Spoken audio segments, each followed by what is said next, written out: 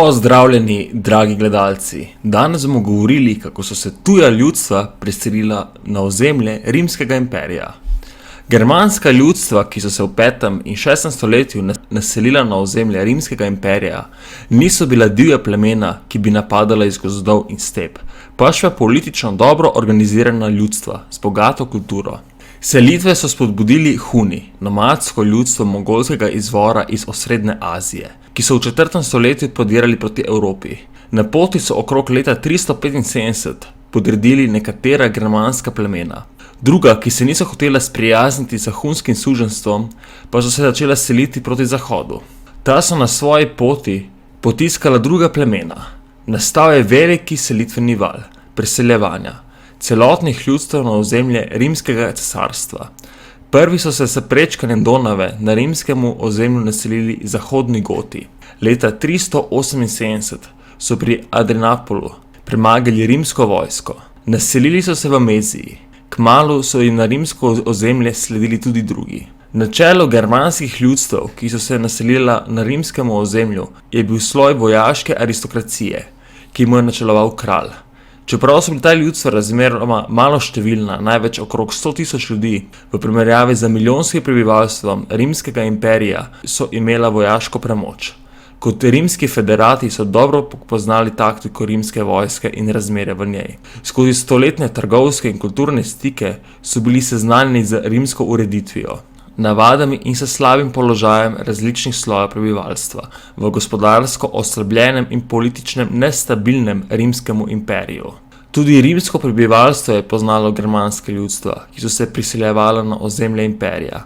Nekateri so z njimi trgovali, drugi so v njihove dežele zatekali pred hudimi davčnimi bremeni in preganjanjem za časa državljanskih vojn ter boji za cesarski prestol.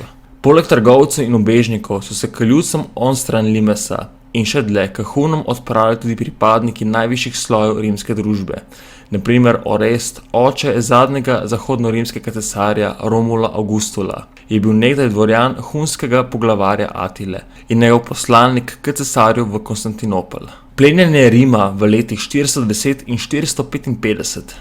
Izurjena in hitra germanska konjenica je bila opremljena z dolgimi šilastimi meči, s katerimi je bilo v zamahu mogoče prepoloviti človeško telo in smrtno raniti konja. Njihovo gibanje po ozemlju Rimskega imperija je bilo osvajalno, preseljevanje velikih organiziranih bojevniških skupin z družinami. Te so se svojo vojaško močjo, s pobijanjem, preganjanjem, rušenjem in požiganjem zbujale strah. Ohranjenih poročil o večjem rimskemu odporu tako rekoč ni. Leta 410 je mesto Rim padlo v roke zahodnim Gotom. Mesto je bilo stoletja središče svetovnih osvajanj. Vest, da je Rim tokrat sam postal plen zasvojalcev, se je prebivalstvo imperija zdela neverjetna. Kultura germanskih ljudstev v času preseljevanja.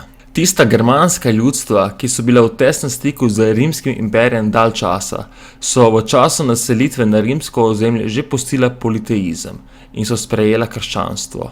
Goti so se pokristjanili že v 4. stoletju. Sprejeli so Arijev nauk, arijanstvo, koncil v Niceji, leta 325, na katerem so se pod vodstvom cesarja Konstantina zbrali škofe iz vsega cesarstva. Je ta nauk razglasil za krivoverstvo. Tako so prebivalci rimskih provinc krščanstvo germanskih ljudstev doživljali kot krivoverstvo. Goti so leta 410 plenili po Rimu. Cerkvam in tistim, ki so zatekli vanje, pa so prizanesli. Vladarski sloj zahodno-gotskega ljudstva, nastanjenega v Hispaniji, je iz arijanstva v pravoverni cerkveni nauk preobračal seviljski nadškof Izidor, eden največjih mislecev poznoantičnega oziroma zgodnjega srednjeveškega zahoda. S krščanstvom se je med Germani razširila pismenost. Za prevod svetega pisma v jezik Gotov so prvotno germansko pisavo rune kombinirali z grško in latinsko pisavo. Okrasje prvih zapisov cerkvenih besedil pri germanskih ljudstvih je vplivalo na srednjeveško okrajšanje rokopisov z miniaturami. Sočasno so nastali tudi prvi zapisi prava največjih germanskih ljudstev, na primer Rodharijev edikt pri Langobardih, izdan leta 643, in salijski zakon Lex Salica, pravo salijskih Frankov, Slednje je bilo zapisano v začetku 6. stoletja in vsebuje kazenske predpise v zvezi z umori, ugrabitvami in posilstvi, telesnimi poškodbami, požigi, krajami in tako dalje.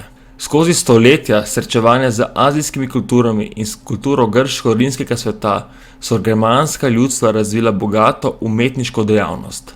Poznali so prefinjene tehnike obdelave kovin, dragih kamnov in kož. Germanski kralji in vojskovodje so od vzhodno-rimskih cesarjev prejemali visoke rimske nazive, patrici, konzul, bili so vladarji svojim ljudstvom, medtem ko so staroselskemu prebivalstvu formalno vladali v imenu cesarja. Prizadevali so si za težko dosegljivo sožitje lastnih ljudstev in rimskih staroselcev pod svojo oblastjo. Prebivalstvo pod njihovo oblastjo ni bilo podrejeno enemu zakonu. Za Germane je veljalo germansko pravo, za staroselce pa določila rimskega prava. Germani in staroselci so po večini živeli ločeno. Razlike v kulturi, podobi so bile prevelike za hitro zaraščanje obeh skupin v eno skupnost. Kralji germanskih ljudstev so sodelovali z lokalno rimsko aristokracijo in predstavniki cerkve. Z rimskimi učenjaki so zasnovali svojo vlado in upravo. Pomočnika Teodorika, kralja vzhodnih Gotov, sta bili na primer filozofa Boeti in Kasiodor. Boetijeva dela so antično filozofsko znanje prenašala v srednji vek. Kasiodor pa je napisal številna zgodovinska besedila o Rimu in Gotih. Germanski vladarji so oblast izvajali v uveljavljenih središč rimskih provinc in se cerkvenih sedežev vzhodnogotskih vladarjev iz Ravene. Zahodnogotski iz Toleda in vandalski iz Kartagine in langobardski iz Pavije. V poznoantičnih oziroma zgodnje srednjeveških germanskih državnih tvorbah na tleh razpadajočega rimskega imperija so se prepletali krščanstvo, germanska tradicija in lokalna antična kultura.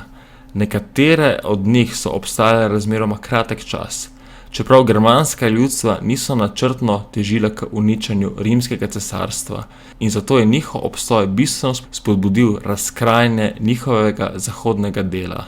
Z njimi so se na ozemlju zahodno-rimskih provinc pod germanskim vplivom utrjevale lokalne posebnosti v družbeni ureditvi, pravnih normah in pravnih navadah ter upravi. Institucije rimske države, ki so nekoč zagotavljale pravno, upravno, gospodarsko in kulturno celovitost rimskega imperija, so izginile.